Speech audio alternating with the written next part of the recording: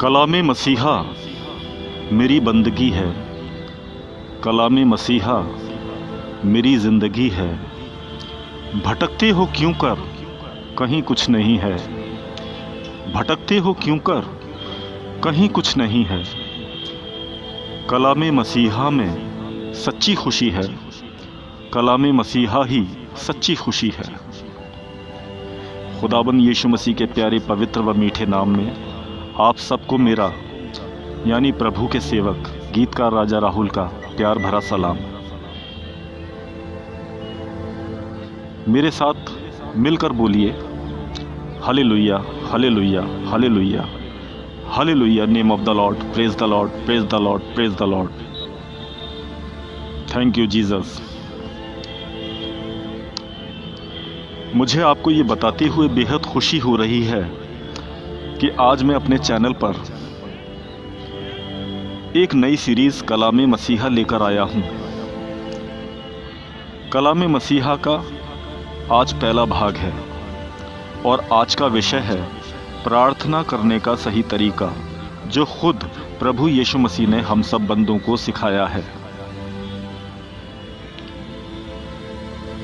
हो सकता है आपने पवित्र बाइबल पढ़ी हो सकता है आप रोज़ाना पवित्र बाइबल पढ़ते हों, और हो सकता है कि प्रभु यीशु द्वारा सिखाई गई प्रार्थना भी आपको मालूम हो। चलो अच्छी बात है। मेरे मसीह के प्यारो, मसीह का कलाम तो वो कलाम है जो दोनों जहां के सब खजानों से भी अनमोल है, जो समुद्र से गहरा और आसमान से भी ऊंचा है, जिसको जितना पढ़ो या जितना सुनो उतना ही कम है।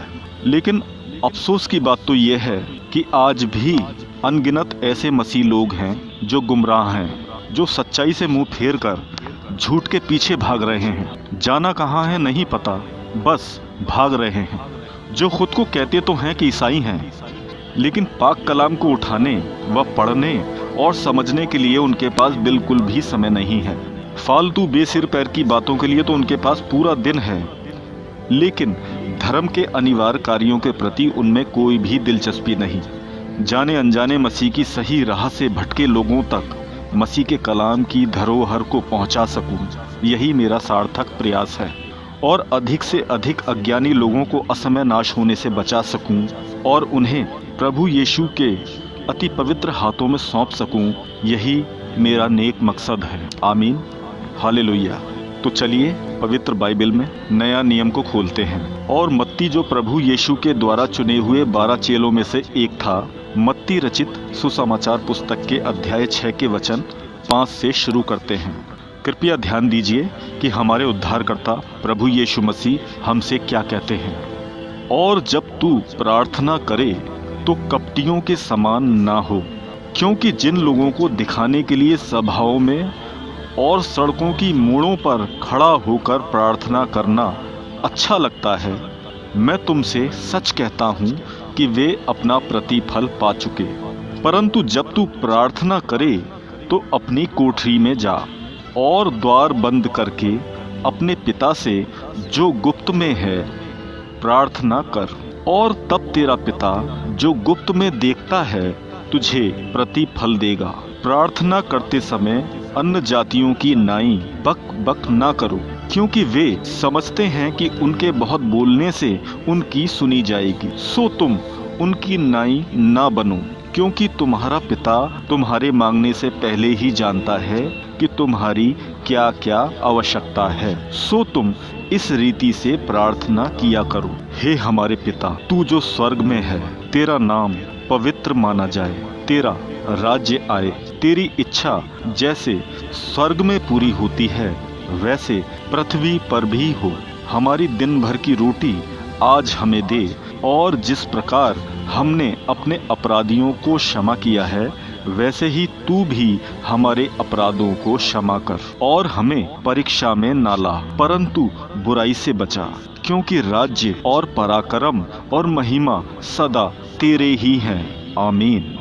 इसलिए यदि तुम मनुष्य के अपराध क्षमा करोगे तो तुम्हारा स्वर्गीय पिता भी तुम्हें क्षमा करेगा। Praise the Lord. प्रभु यीशु मसीह ने कितने सुंदर व सरल रूप से हमें प्रार्थना करने का सही तरीका सिखाया है। और प्रार्थना करने का सार यही है कि सबसे पहले सर्वशक्तिमान, अति महान, परम पवित्र, परम प्रधान, अति करुणामयी स्वर्गीय पिता की स्तुति करो।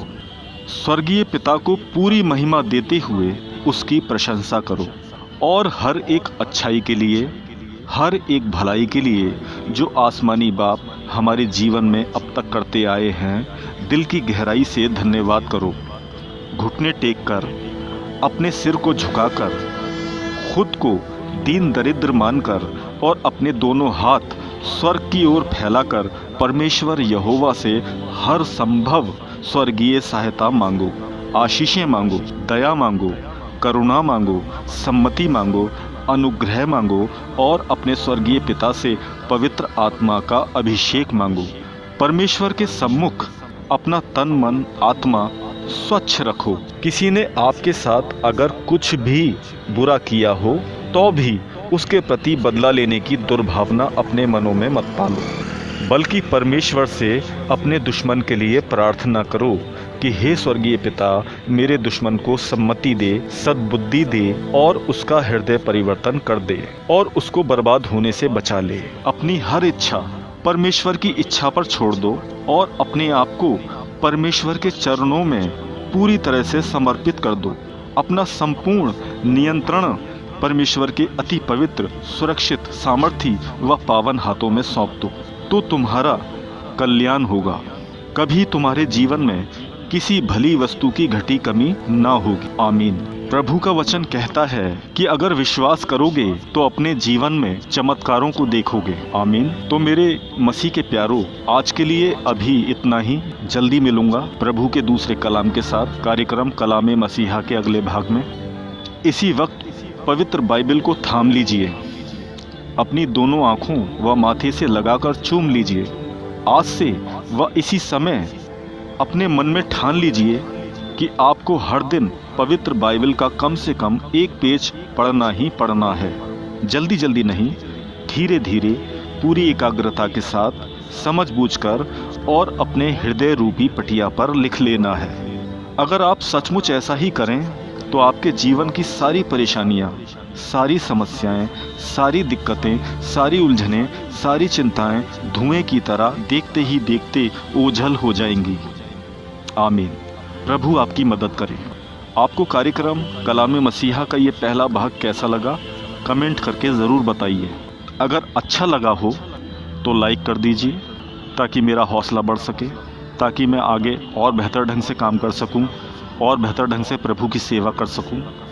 और अगर हो सके तो मेरे चैनल को सब्सक्राइब कर लीजिए ताकि आप हमेशा हमेशा के लिए मुझसे जुड़ सकें और आपको आने वाले वीडियो का नोटिफिकेशन सबसे पहले मिल सके। इसके लिए आप सब्सक्राइब बटन के बराबर बेल आइकन को भी प्रेस कर दीजिए। मर्ज़ी आपकी है, कोई ज़बरदस्ती नहीं। ओके। अपना और अपनों का ख्याल रखिए।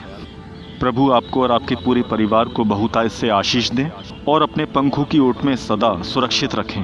आमीन। अपने सारे मन, सारे जीव और प्राण से बोलिए जय मसीह की, जय मसीह की, जय मसीह की।